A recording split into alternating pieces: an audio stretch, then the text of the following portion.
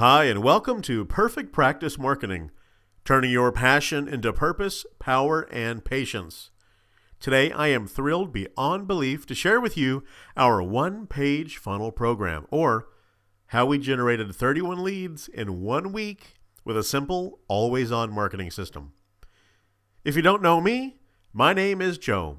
I have a wife and 2 kids, and I have actually never been to a button factory. I don't know why people assume that I work there.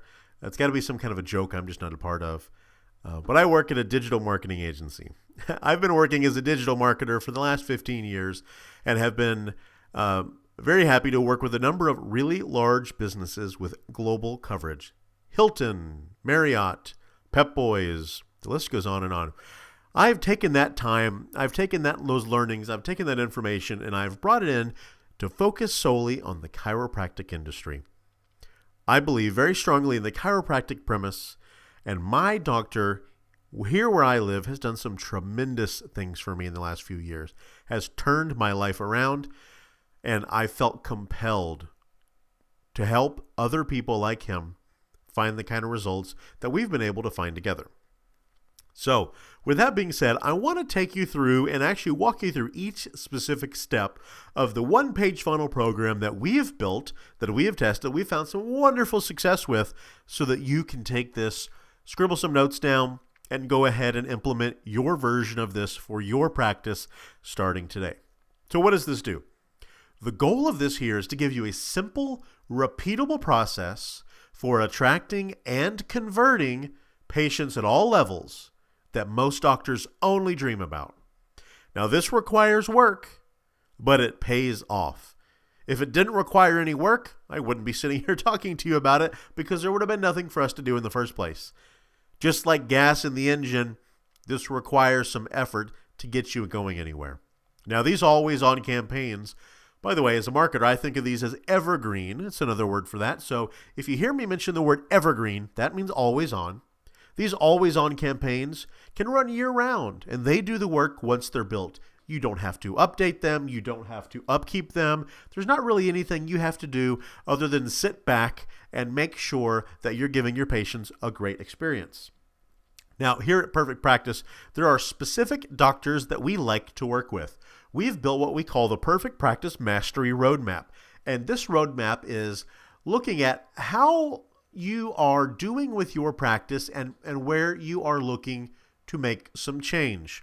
And we measure this in terms of capacity, because I found that of the groups of doctors who are waitlisted for several weeks and months out, there are some things that are very specific and relevant to them. And then for those that are just getting started, they also have a very specific group of challenges that they look to overcome. Now, where's this program, this one-page funnel system? Who is this really perfect for? Well, I'll tell you, it's right here in the middle, in the sweet spot, okay? If you have 20 to 75% of your capacity booked right now, this is the type of a program that can really help you out, okay? Means you've got a patient base right now. You're not waitlisted for weeks and weeks on end. If you were, you wouldn't need this. But you're either working to overcome things like being frustrated and flailing due to a lack of path, and a variety of obstacles, feeling like you're out on your own, or that there are too many choices in the market for you to pick from. And you've got a good understanding of what it takes to really run a thriving practice, but your results have stagnated due to patient turnover and unreliable recurring revenues. Maybe you have issues keeping good staff as well, but there are some specific problems here at the 20 to 75% capacity area where we can step in and help. And I tell you what, if you're in that group, if you have a practice moving, but you want to go bigger, you want to move it all the way up to get at the tip top of our little pyramid here and stay waitlisted, I think this is a training that's going to help you out quite a bit. So let's dive right in, shall we? Without further ado, here is our one-page local funnel. Now, I'm not going to just show you this and end things. That wouldn't be any fun, and I'm really just getting going. I want to walk you through this step by step, piece by piece, because I'm the marketing guy and you're the doctor. And so you know everything there is to do about taking care of your practice. I know everything about this one page here. So I want to impart some wisdom on you here so that you can take this and implement this for your practice starting today. So where should we start? How about the beginning? Let's look at traffic source. Now, why am I talking about traffic source as the very first thing?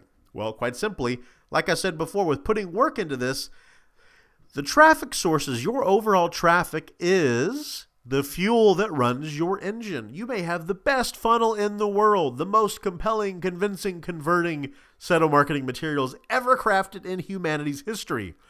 And if only 3 people look at it, a successful practice you will not make. We need to make sure that we're putting lots of good gas in the engine. And so we look at traffic from a variety of sources. Social media is a really obvious one, right? We make sure that our practice's Facebook page is up and running and healthy, and we're doing all the good things on Facebook we should be doing so that people see us there and they see that you're helpful and that you're a good fit for them. Search engine results are really important as well. We need to show up in Google and Yahoo and Bing and all of those places where people are going to look for care.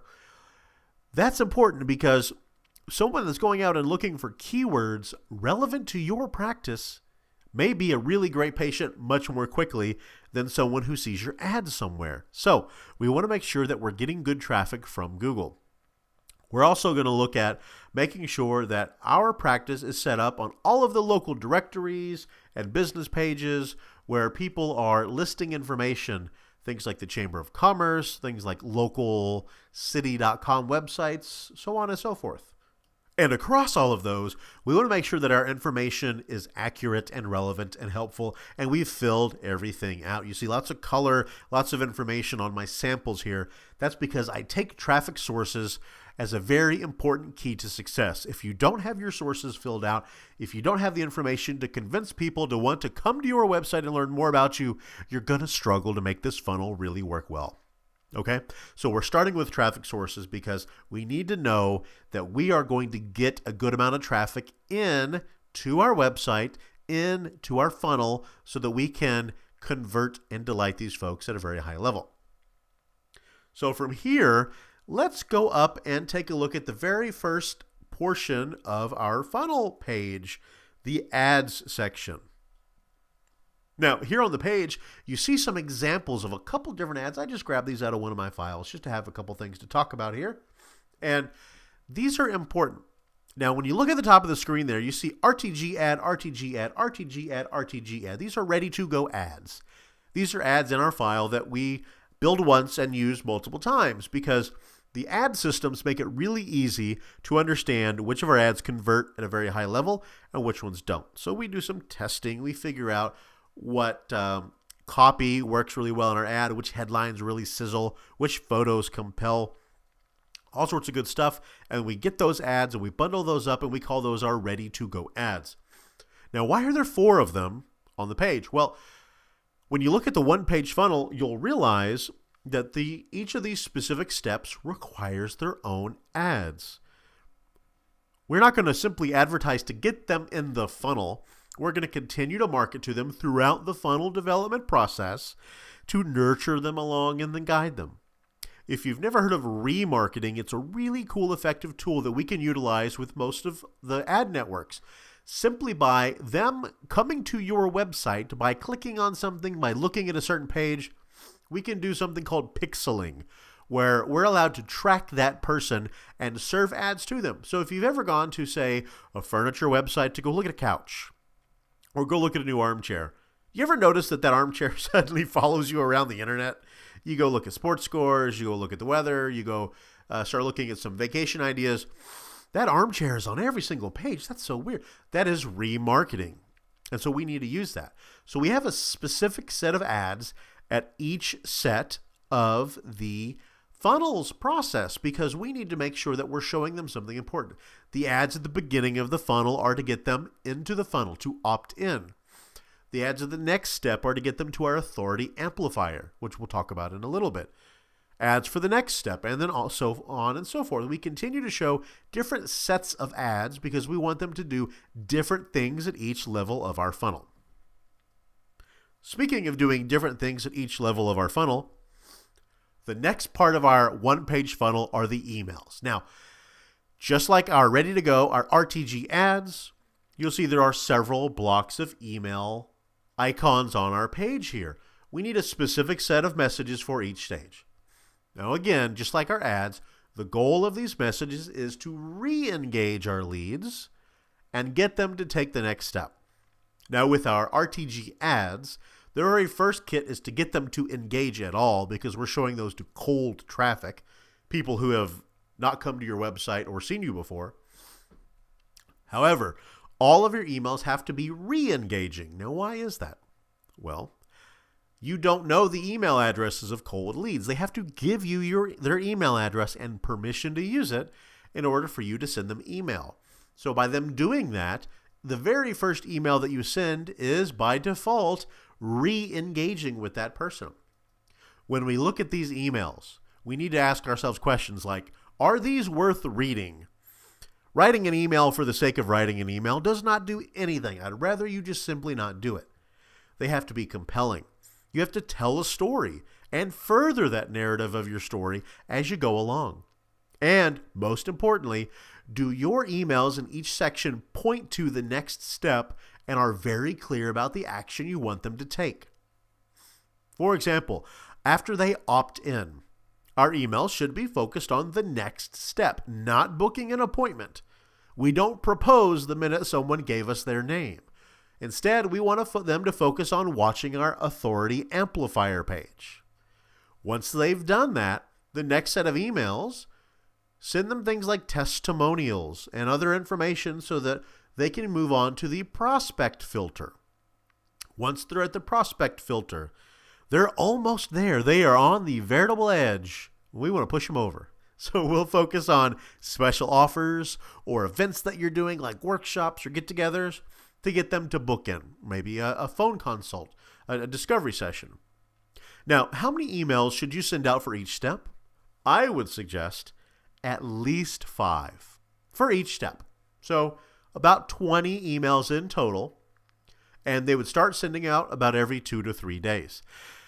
Now, 20 emails sounds like a lot of work, but again, these are specific, tactical, practical messages intended to get a result, which is to move them from one step of the funnel onto the next, onto the next, onto the next. We're not proposing every step of the way. Instead, we're simply giving them the information they're looking for, explaining why it's important, and then explaining how the next step will be even more helpful for them, and then giving them the opportunity to take that step.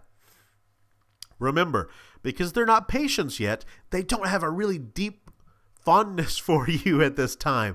They aren't really loyal yet. In fact, they probably don't even know what you look like, other than the photo or two on your website. So we need to make sure that these emails are engaging, that they're furthering the narrative, and we're very specific about what we want them to do. People like to know that there's a path. And when you can use these emails to paint a picture of your path, you can turn these prospects into patients. That's a lot of P's. I probably could have worked harder getting all of them to be P's, but in retrospect, I think that was sufficient. Anyway, let's move on and look at the landing pages of our funnel, the specific stages with our landing pages. Now, the very first one, we've already talked about traffic sources and the importance of making sure that we're getting traffic in from a variety of places. So the first thing we're going to cover here are our opt-in pages. Opt-in pages, or commonly thought of as landing pages, should be very crisp, very clear, and very to the point. In these opt-in pages, we want to attract a specific group of patients, not everyone, a specific group, so we can share a specific message, and we can give them a specific benefit and action to take. And there's a couple examples here on the screen. The one you can see here in front of us is an upper cervical specialist page that we've built. And this does a couple of things. It gives you the ability to scan it and read it real quick. There's a teaser video here to better illustrate the information that you're going to learn. And the conversion where you're opting in is that big mint green button to see the new patient special. The video is set up to explain why you would want to do that. And when you hit the button, you have to give your email address before you go on to the next step. Now, on the next step, do we show them $74 for a new patient exam, call our office to book? No! We are not going to propose, even if we use verbiage like, see the new patient special.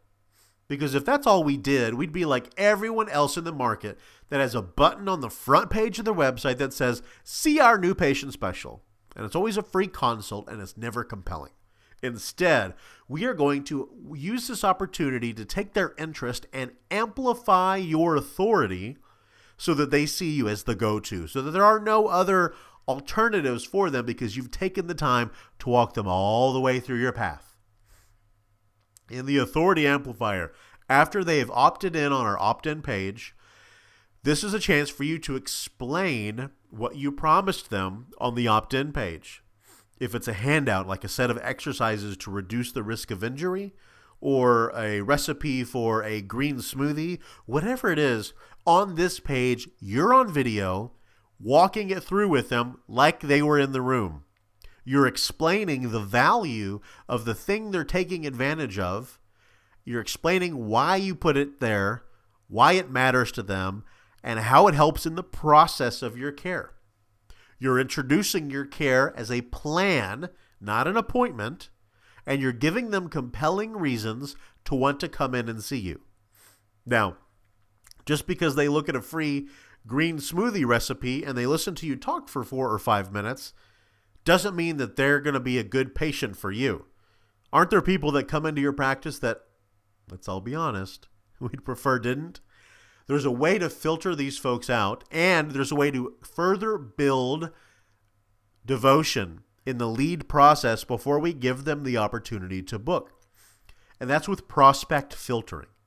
Prospect filtering is a really interesting thing because when you don't do it, you have a hard time getting the ideal patient you're looking for, because all you're doing is really accepting anyone who has some agreement with your ideas or is looking to take advantage of what you're offering.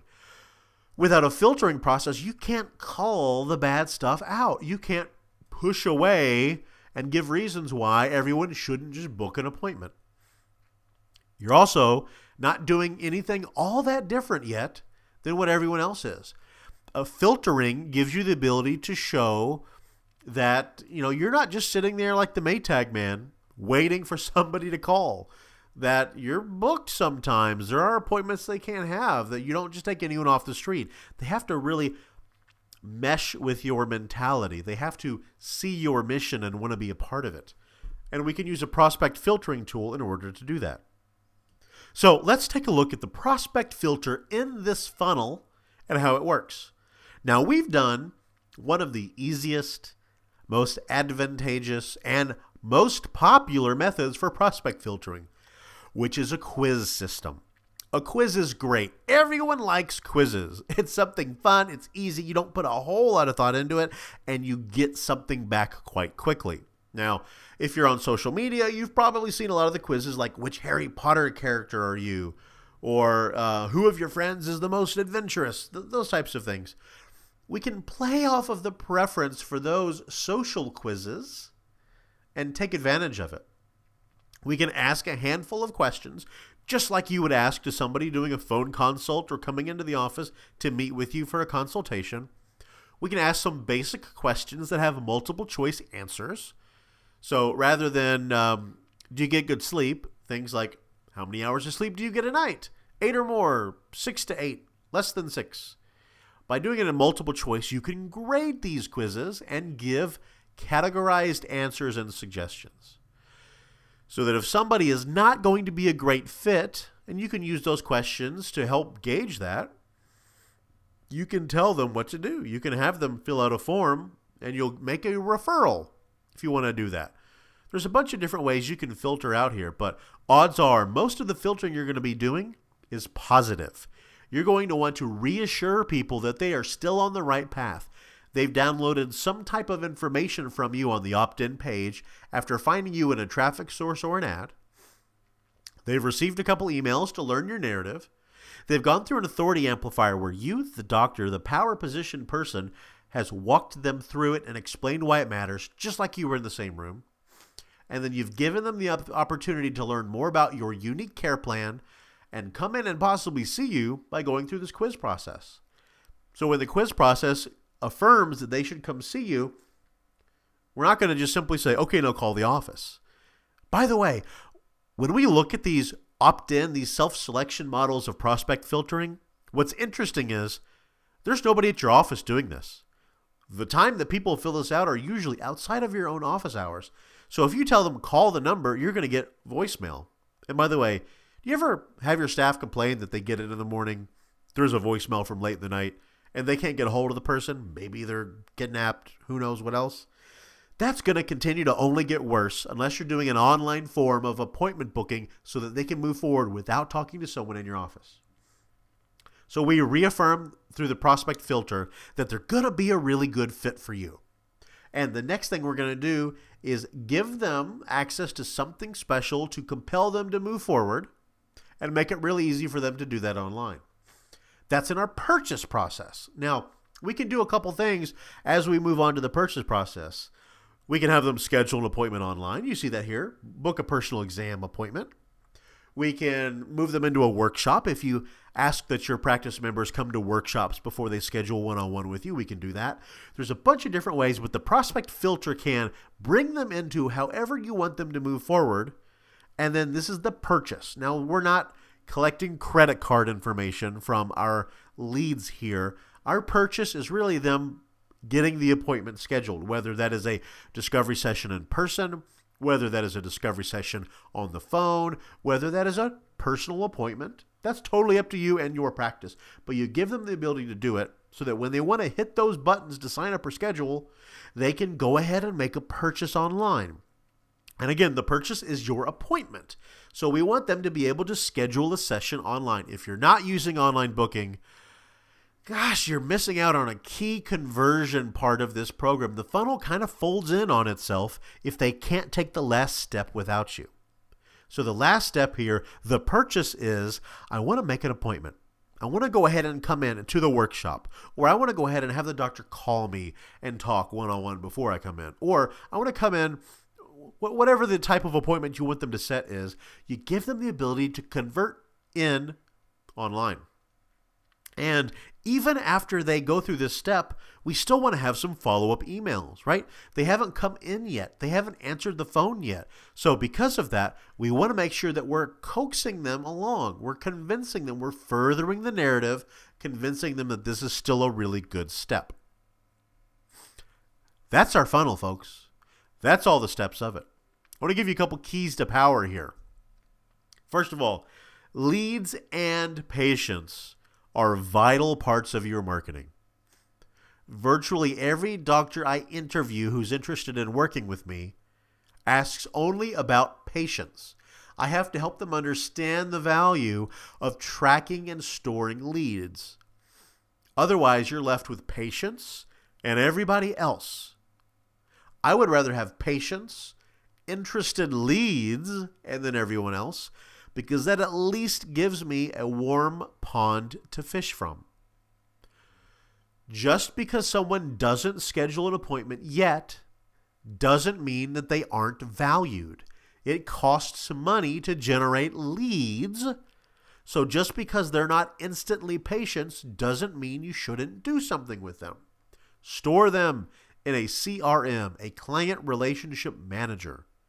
Track them. Figure out where they're going in your funnel process and nurture them. Build a narrative and share it with them when they're ready to engage. And again, as I mentioned earlier with the furniture store analogy, leads can take time to give you information, even as simple as an email address. But you don't need an email address for a lead to be counted in your tracking. When they come to a landing page or your website or watch a video or really do anything, we can pixel them and show them ads to bring them back into the fold. It reminds them of your offer. It could have been a simple situation where someone was so ready to move forward with you and come in and book and stay and pay and refer you to the rest of their community, but something happened. The toaster shorted out. Somebody rang the doorbell. Somebody from the next cubicle over came over and asked them a dumb question. It could have been anything that takes them off track. Think of how many paths you go on during the course of a day that kind of fade out because you forget about them and you go on to something else. I hate to say it, but your care can be one of those paths. We have to nurture them from the moment we have the ability to impress upon them, and that's how we use pixel tracking. A system does this work. I put system in capital letters here because your staff cannot do this. Your staff cannot send emails one-on-one. Your staff cannot track all of this stuff on paper. If you hand this off to someone and say, now go do this, and I don't want to invest in any software, stop wasting everyone's time. It's not going to work. The software does the work. You build the software, you set it up the right way, and the software does the work for you. Staff can come and go. Staff can go home at the end of the day.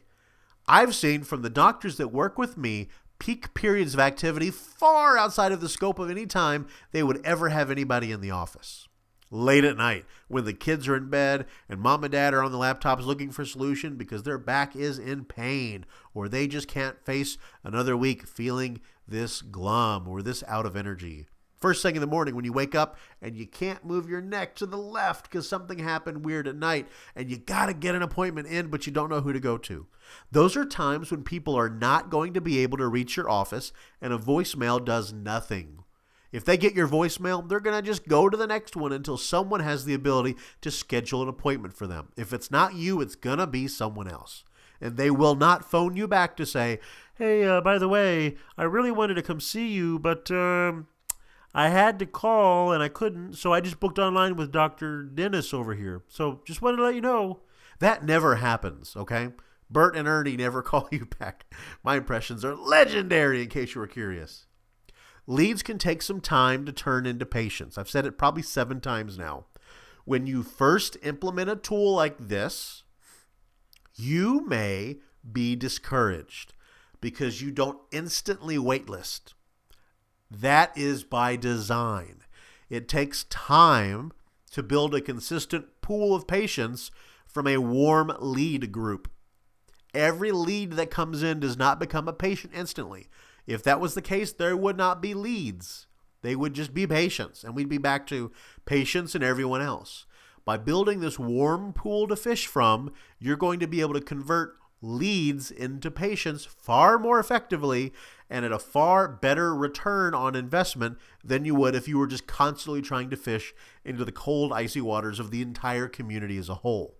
So give it time.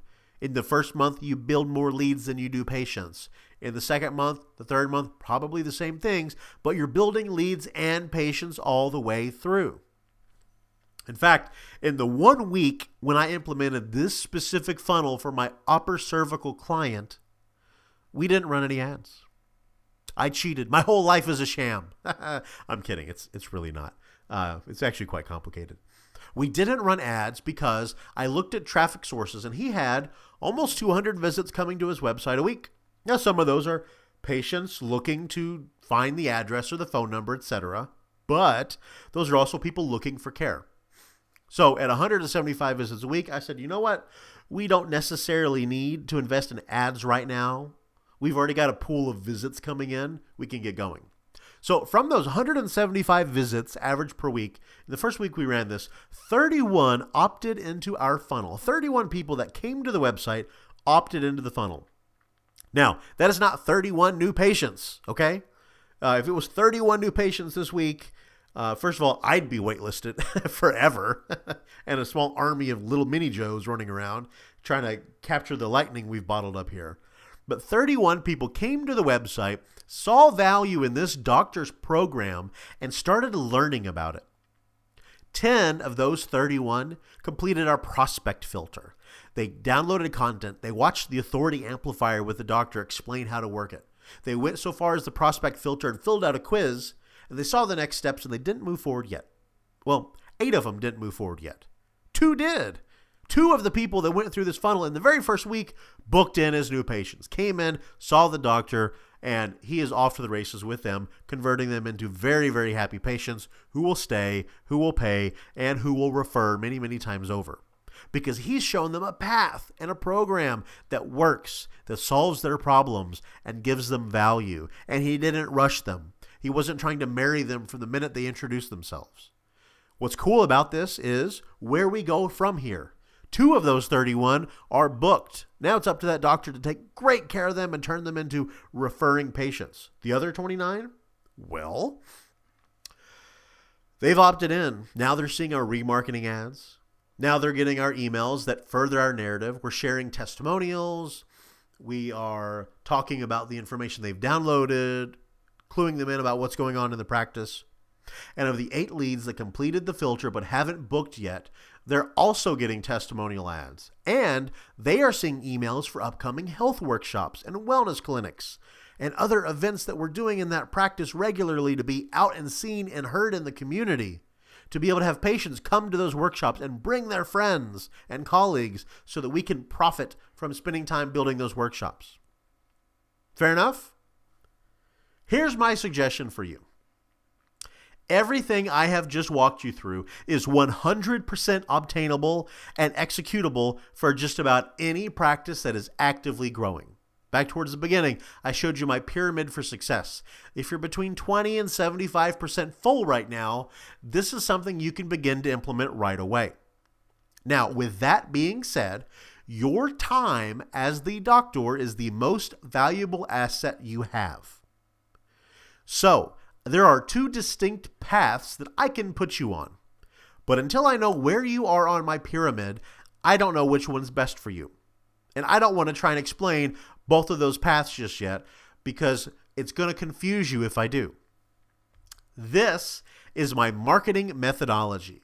This is my signature solution for how I help doctors like yourself who are growing and expanding go from wishing for new patients to waitlisted and loving it through a systematic development of an automated, evergreen, there's that word again, marketing program that attracts, retains, and converts the community into leads, into patients.